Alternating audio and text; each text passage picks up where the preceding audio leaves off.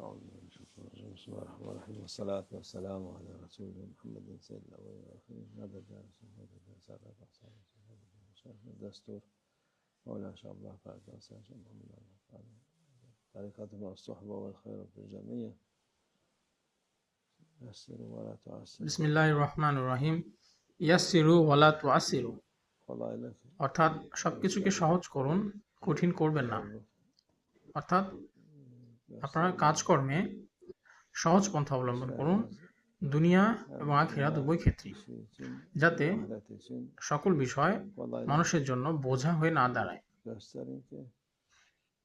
তারা যেটাকে কঠিন মনে করে তা আসলে সহজ, কিন্তু তা তাদের কাছে কঠিন বলে মনে হয়।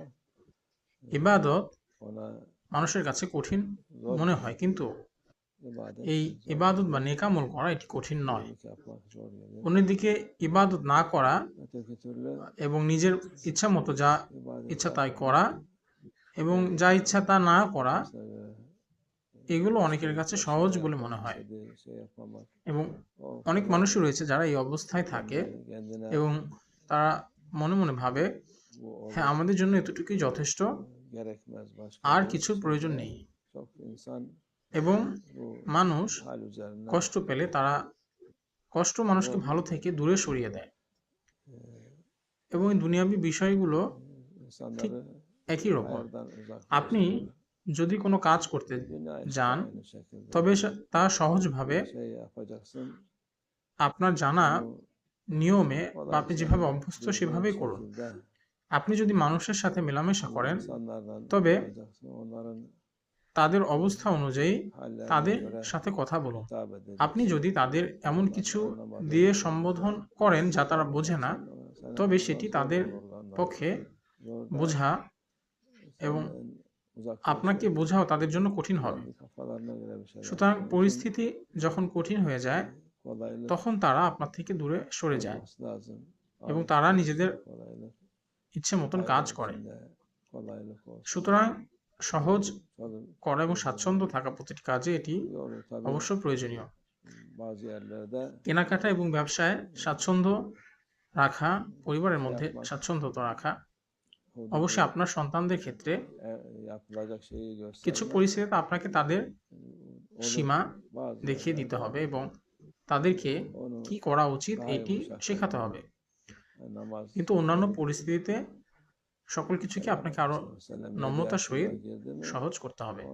এবং সালাতের ব্যাপারে আমাদের পয়গম্বর সাল্লাল্লাহু আলাইহি সাল্লাম বলেছেন, যখন একটি শিশুর বয়স 7 বৎসর হয়, তখন তাকে নামাজ পড়তে বলুন, এবং যখন তার বয়স 10 বছর হয়, তখন তাকে অবশ্যই নামাজ পড়তে হবে।